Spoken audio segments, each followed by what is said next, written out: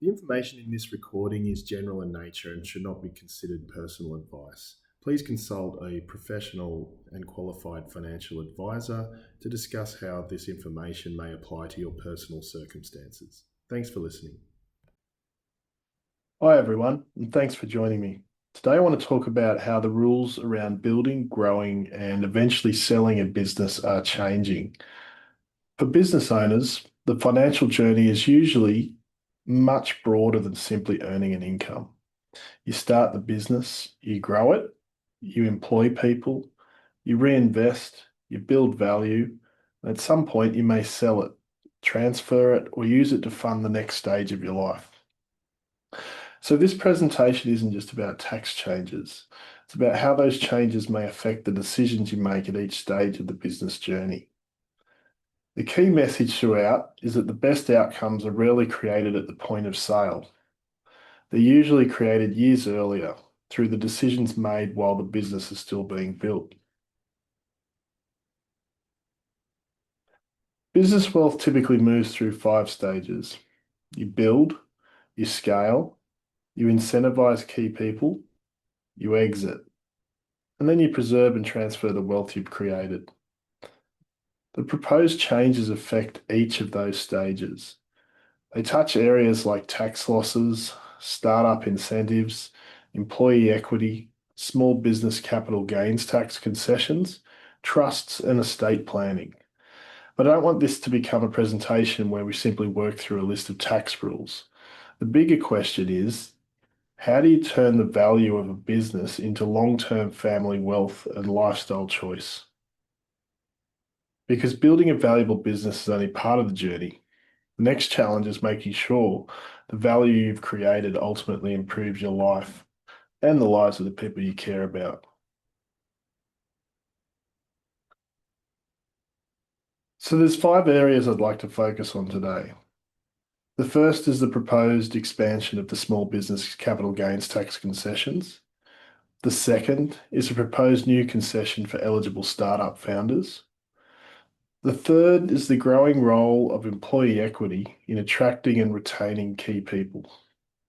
The fourth is the proposed minimum tax on discretionary trust distributions. And the fifth is the ongoing importance of testamentary trusts and estate planning. Some of these proposals may create opportunities. Others may require existing structures to be reviewed, but none of them should lead to rushed decisions. And the purpose of today's presentation is to identify the questions worth asking now so that business owners have more flexibility later. Let's start with the proposed expansion of the small business capital gains tax concessions. Under the current rules, access to the 50% active asset reduction is generally tied to a turnover threshold of $2 million, together with a number of other eligibility requirements. The proposal is to increase that turnover threshold to $10 million from the 1st of July 2027. If implemented, that could bring many more established businesses within reach of this concession. That's potentially very significant. But the threshold's only one part of the test. Ownership structure still matters. The nature of assets still matters. The timing still matters. And the detailed eligibility rules still matter. So the message isn't my turnover is under $10 million, therefore I qualify. The message is this may create an opportunity, so I should understand my position well before any sale occurs.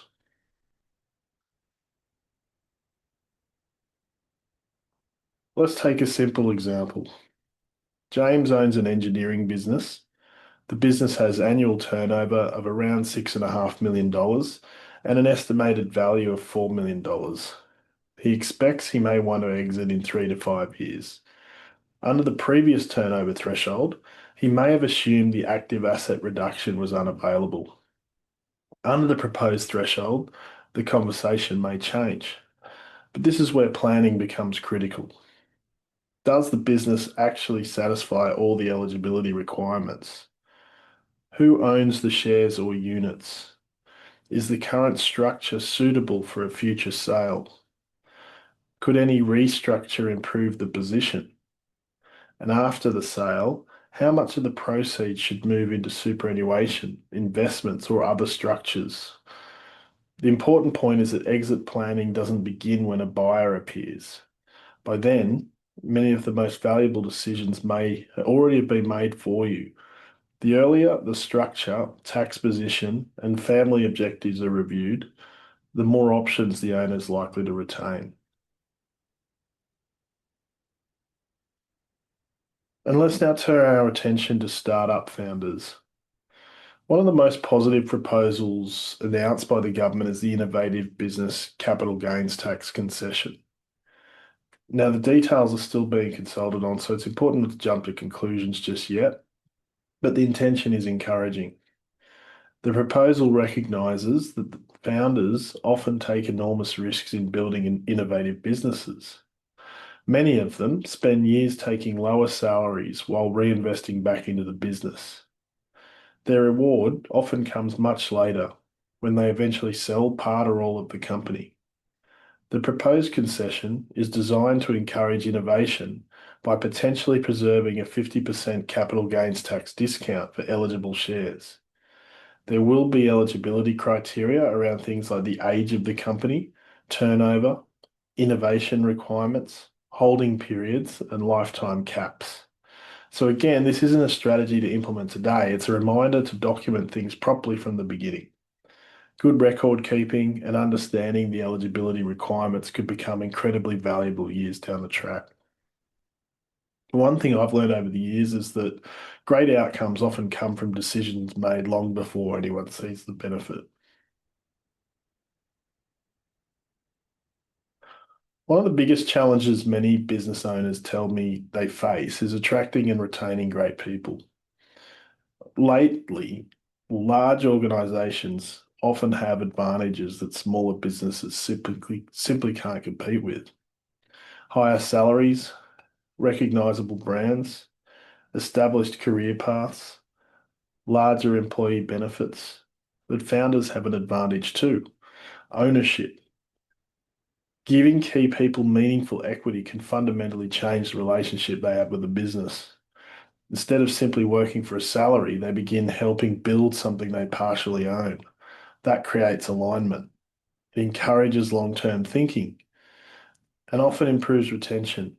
Of course, equity should never be given away casually. There are legal, tax, and commercial considerations that need careful planning. But I do think employee equity will become an increasingly important tool for growing businesses over the next decade. Not because it's fashionable, because it aligns everyone's interests around building something valuable together.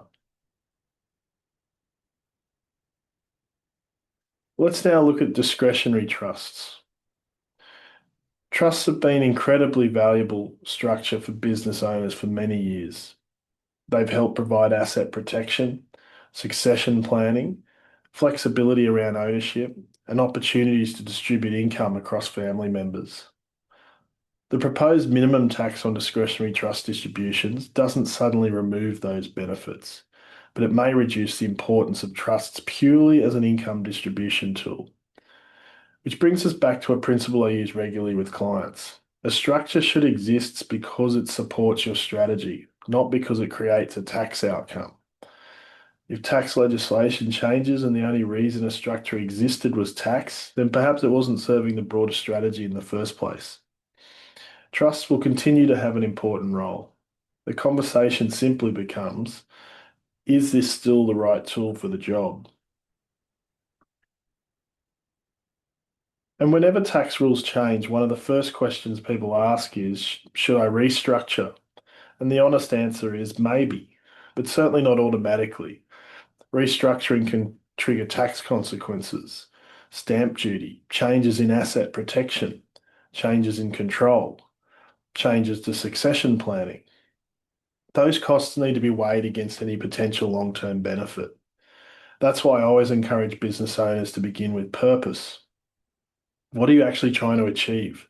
Do you intend to sell, pass the business to another family member, bring in partners, retain it indefinitely, Once we're clear on the destination, the structure becomes much easier to evaluate. I often say structure should follow strategy, not headlines.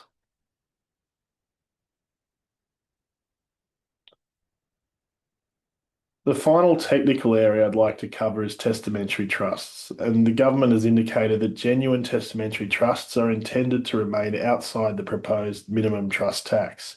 That's welcome news because testamentary trusts continue to play an important role in preserving family wealth. For business owners in particular, I think there are four worthwhile questions. Firstly, does your will still reflect your current wishes? Secondly, are your beneficiary classes still appropriate? Third, have you considered how your business assets interact with your broader estate? And finally, would other structures such as investment bonds or family entities complement your estate planning strategy? Business owners often spend decades building something extraordinary. A well-designed estate plan helps ensure that value continues benefiting the people they care about long after they're gone. And ultimately, that's what good planning is trying to achieve.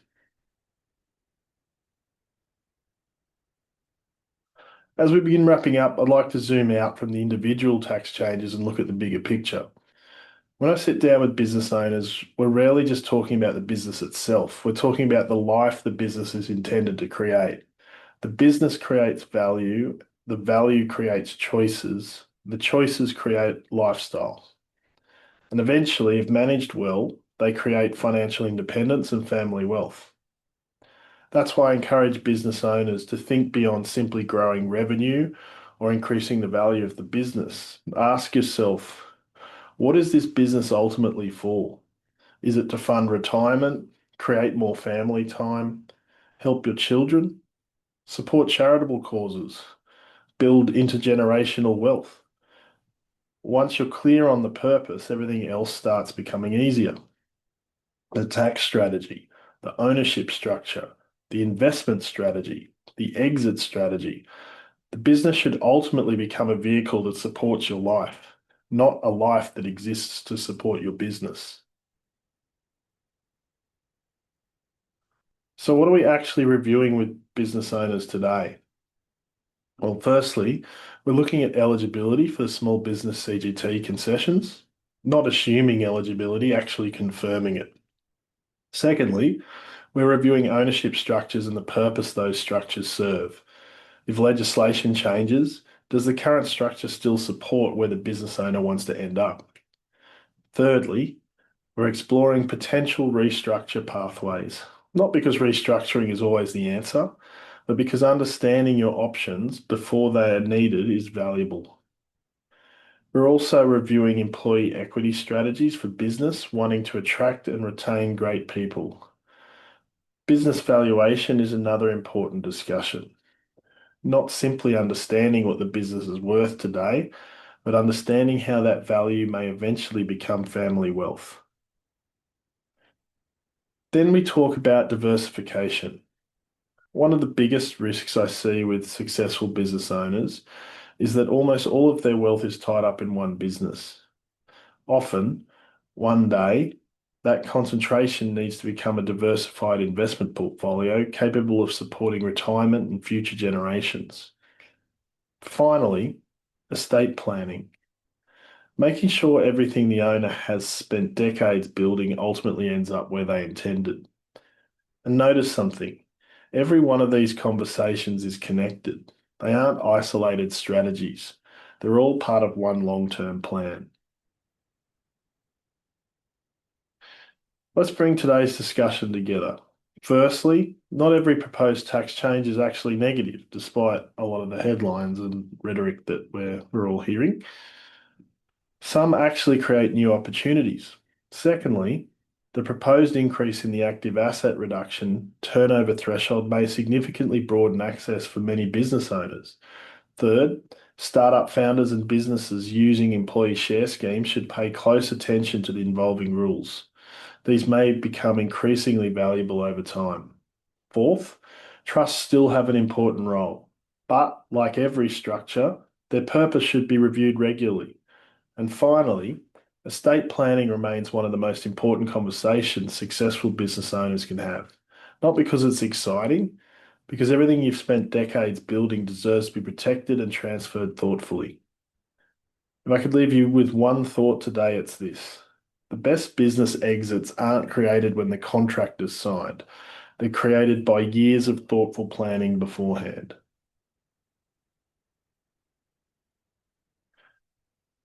So thanks very much for joining me today. I genuinely hope today's presentation has given you a better understanding of some of the proposed changes affecting business owners. More importantly, I hope it's encouraged you to think a little differently about your own business. Because at the end of the day, the goal isn't simply to build a valuable business. The goal is to build a business that creates the lifestyle you actually want, one that gives you choices, supports your family, creates financial independence, and ultimately leaves a legacy you're proud of. If today's presentation has prompted questions about your own circumstances, I'd encourage you to seek personalised advice before making any significant decisions. Every business is different and every owner is different, and the right strategy will always depend on your objectives, your family, and your long-term vision.